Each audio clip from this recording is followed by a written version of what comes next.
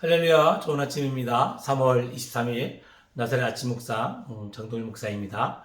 오늘도 하나님께서 허락하신 귀한 말씀을 통해서 오늘도 말씀 안에서 은혜가 되고 또 말씀 안에서 승리할 수 있는 귀하고 복된 하루가 되었으면 좋겠습니다. 오늘 저와 여러분이 함께 나눌 말씀은 누가복음 23장 1절로부터 12절 말씀입니다.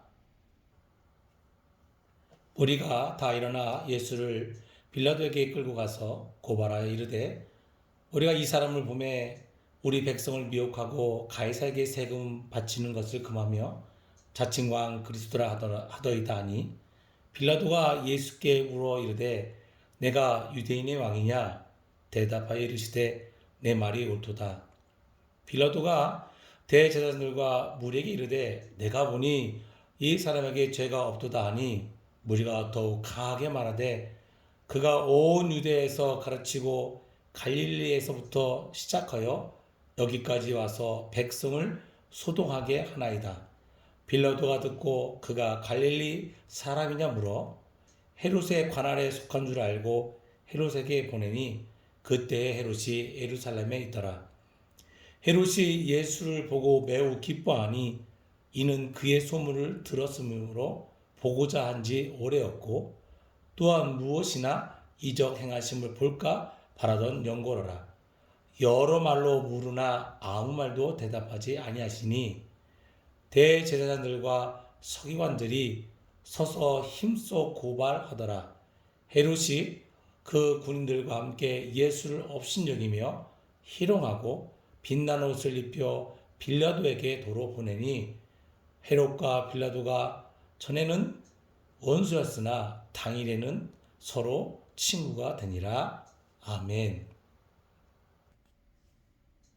오늘 저와 여러분이 함께 읽은 말씀을 통해서 말씀의 제목을 왜 침묵하시나이까 예수님이라는 제목을 나누고자 합니다. 오늘 함께 읽은 말씀의 주된 스토리는 예수님께서 모든 사역의 이제 마지막 종착점인 십자가 사역을 앞에 두고 빌라도와 헤롯에게 신문받는 재판을 받는 모습을 기술할 말씀들을 보게 되었습니다. 오늘 말씀을 보면서 두 가지의 양상을 보는데 매우 시끄럽게 소란을 떠는 사람들과 그런 가운데도 묵묵하게 침묵하고 있는 예수님을 보게 됩니다.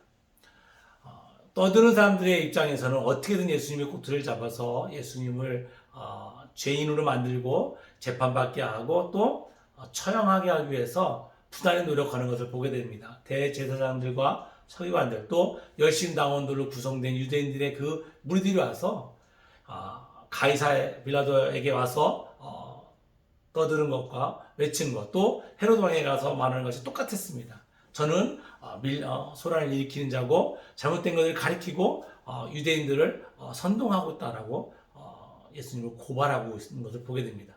그런데 신기하게도 예수님은 그런 중에 침묵하고 계시다는 겁니다.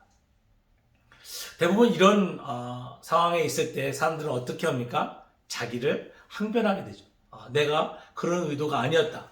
나의 본심은 이거였다. 변호하게 되고 또 자기의 억울함이 있는 걸 토로하게 되어 있습니다. 그런데 예수님은 그렇게 당신을 변호하거나 나타나지 않았습니다. 침묵으로 일관하셨던 것을 보게 됩니다. 빌라도가 네가 유대인의 왕이냐 할 때 내 말이 맞도다 이 말씀 위에는 헤롯 왕에 가서 질문할 때 헤롯 왕이 여러 가지 질문을 했겠죠. 그동안 받았던 이야기들, 들었던 이야기들 질문할 때 예수님은 말씀에 그대로 말씀하지 않았다 그래서 침묵하셨다는 거예요. 왜 예수님은 침묵하셨을까? 저는 의문이 들었습니다. 오늘 말씀을 읽으면서 저는 그 부분이 또 이 사순절 기간 동안에 내게 주시는 은혜가 있지 않을까 생각했습니다. 그것은 예수님이 침묵하고 계시는 이유가 무엇일까라고 생각했습니다. 많은 자들이 암묵적인 동의라는 말을 많이 씁니다. 어떤 일이 있어서 그 일에 대해서 얘기할 때 대답하지 않거나 거기에 대해서 찬반을 말하지 않으면 동의했다라고 합니다. 암묵적인 동의라고 하죠. 암묵적인 동의. 근데 오늘 예수님 오면 잘못하면 유대 지도자들, 대제사장과 서기관들이 와서 예수님을 고발하고 또 예수님을 탄원했던 그 이야기들을 시인하는 모습으로 오인될 수도 있다라는 생각이 들었습니다. 좀 예수님이 좀 의욕적으로 내가 말한 것은 그것이 아니라 하나님의 나라의 것이었고 너희들이 믿고 율법에 대한 완성된 말씀이었고라고 이렇게 항변해도 되는데 놀랍게도 예수님은 말씀하지 않으셨고 그냥 묵묵하게 계셨던 것을 보게 됩니다. 제가 말씀을 오늘 누가복음 말씀을 23장 말씀을 계속 1절부터 12절 말씀을 계속 되새기면서 찾은 것은 뭐냐면 예수님은 이미도 이와 같은 일 가운데 내가 무엇을 할 것인가를 준비하고 계셨다는 것입니다. 이미도 예수님은 이 침묵 가운데 아버지 하나님의 뜻 가운데 있기를 이미 순종하고 계셨다는 것을 보게 됩니다. 예수님이 겟세마네 동산에서 기도하시면서 땀방울이 핏방울이 되도록 이 마지막 십자가 사역을 임하는 모습들을 우리는 보았습니다. 인간적인 면으로는 십자가의 이 형틀이 두려울 수도 있고 피하고 싶은 마음도 있었습니다. 그러나 예수님은 그 모든 것을 내려놨습니다. 그러고 예수님은 하나님께 고백했습니다. 나의 원대로 하지 마옵시고 아버지의 뜻대로 아버지의 원대로 하옵소서.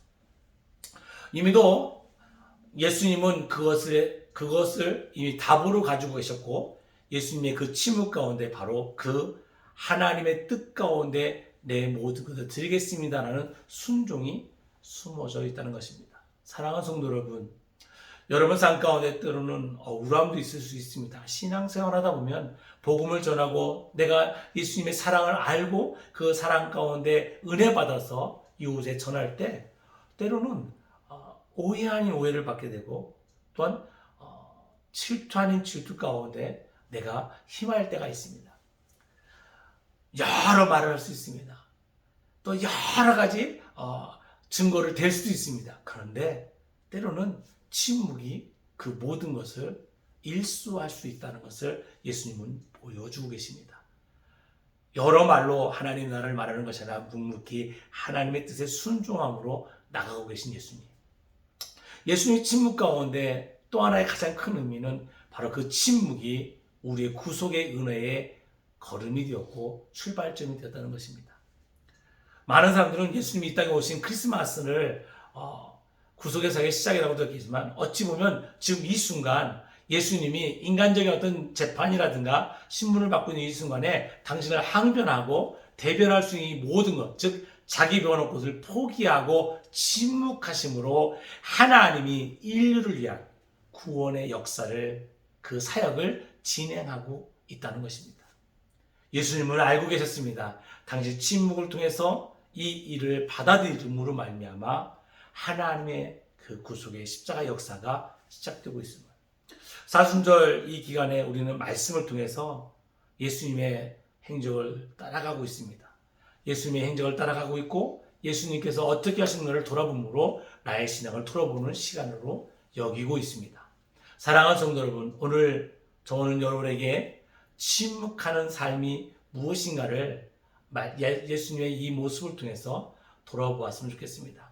그저 말하지 않고 가만히 있는 것으로 침묵한다는 것이 아니라 내가 하나님의 나라와 하나님의 말씀을 선포함에 있어서 당하는 역경과 고난이 올 때 과연 나는 어떻게 할 것인가를 한 번쯤 생각할 수 있는 귀한 은혜의 말씀이라고 생각합니다.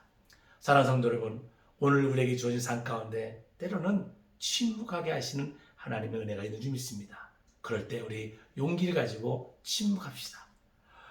왜 침묵하십니까? 예수님이라고 질문했던 우리의 질문이 내가 예수님 따라 침묵할 수 있는 용기 갖게 달라고 기도하는 저와 여러분이 되었으면 좋겠습니다. 예수님의 이 침묵은 우리들의 영혼을 구원하고자 하시는 순종에서 예수님이 그 하나님의 뜻 가운데 순종함으로 나간 가장 큰 믿음의 고백인 줄 믿습니다. 오늘도 이 순종의 침묵으로 승리하는 여러분 되시기를 주의 이름으로 축원합니다. 기도하겠습니다. 거룩하신 아버지 하나님, 감사합니다.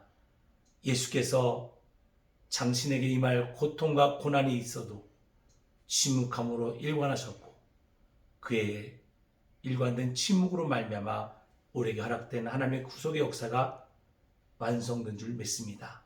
아버지 하나님, 오늘 우리의 삶 가운데 수동스럽고 소란한 이 땅에서 묵묵히 말씀을 의지하고 침묵하는 귀한 은혜의 삶이 우리에게 있게 하여 주옵소서. 주께서 오늘도 말씀 위에 함께 하시고 우리의 삶 위에 함께 할 줄 믿사옵고 거룩하신 예수님의 이름으로 기도드렸습니다. 아멘.